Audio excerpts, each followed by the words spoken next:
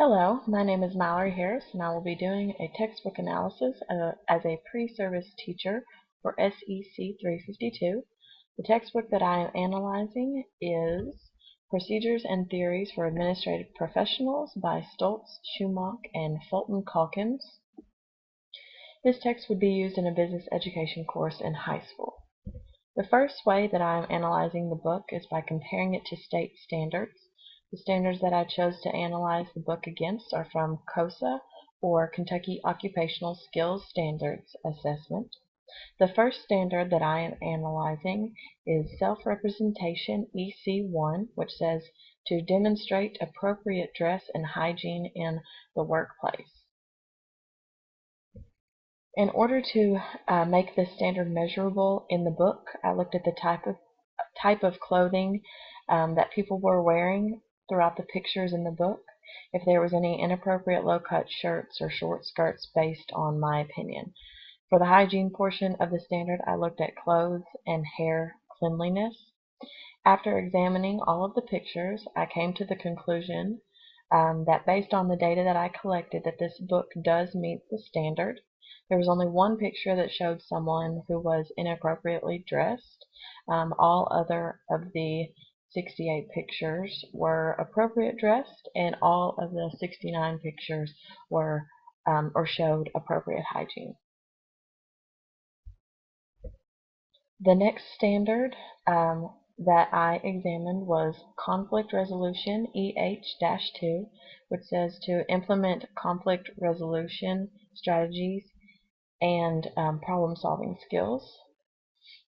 In order to measure the standard for Unit 2, I examined all of the questions that was in the back of the chapters of Unit 2. If the chapter had at least one question that pertained to problem solving and conflict resolution, then I said that that chapter met the standards. For chapters 4, 5, 6, and 7, there were at least one question that pertained to conflict resolution and problem solving. In conclusion, I would say that this unit of the text meets the standard for implementing conflict resolution strategies and problem solving skills. The last standard that I examined was Teamwork EF-1, which says to recognize the characteristics of a team environment and conventional workplace. To measure this standard, I again looked at all of the pictures in the unit. There were 11 total pictures that had teamwork taking place within them. I identified these pictures as teamwork if there were multiple people that were grouped together doing a group project or a meeting. Only one picture was not showing working as a team, and this was because one of the employees seemed to be excluded from the group. I also looked at questions in the back of the chapters. Questions that dealt with teamwork were like asking students to work in teams were considered to meet the standard. Out of the 4 chapters, 3 of those chapters displayed questions that dealt with teamwork.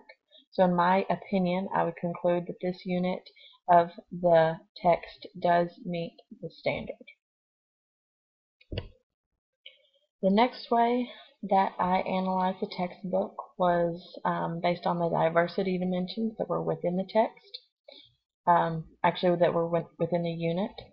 The first question I asked to analyze diversity was, is race evenly distributed based on the U.S. Census throughout pictures of Unit 2 in the text? In order to determine races in the text, I looked at skin tone, facial features, and characteristics of hair. Based on the U.S. Census, Caucasians make up 72.4% of the U.S. population, Hispanics make up 16.3%, African Americans 12.6%, Native Americans 0.9%, Asians 4.8%, and other races make up about 7% of the total population in America.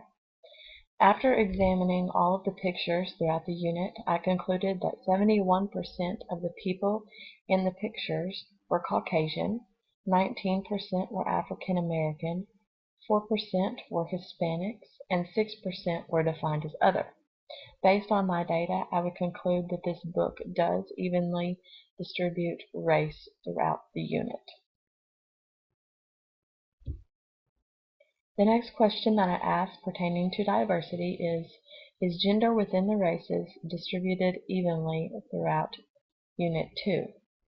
For this question, I looked at all of the pictures in the unit and determined which were male and which were female. I made my distinction based on length of hair, body build, and facial features.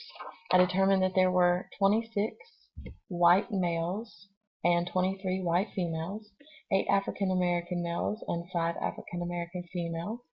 There were no Hispanic men shown, but there were 3 Hispanic women shown, and there were 2 males and 2 females for the category called Other. Overall, based on the data that I collected, I would conclude the unit does distribute gender evenly within the races. The last question that I asked was, are a variety of SES or socioeconomic statuses shown throughout the unit? In order to make this measurable, I looked at the clothing that they were wearing, their placement in the picture, such as if they were head of a meeting or giving a presentation, and also I looked at the captions that explained the pictures. Based on the data that I collected, I determined that 73% of the pictures were of middle class, 26% were high class, and only 1% were low class. With the consideration that this textbook is covering the procedures that administrative professionals should meet, I would say that this distribution is fair, but the text practically ignores the fact that there is a lower class. To conclude, this text does not show a variety of socioeconomic statuses. Now I analyze the book based on the Lexile score. The Lexile score determines the readability and grade level that a text should or could be used in. To determine this score, I entered 8 random paragraphs from the unit. My book scored an 1120L. This score means that the text can be used for an 11th grade class. A typical reader in 11th grade can read scores from 940L to 1210L. This means that this book should be able to be understood by 11th graders that are at an 11th grade reading level. Students at a lower level of reading, perhaps ESL learners, might not be able to understand the text. So these are the sources that I used to conduct my textbook analysis, and thank you for watching.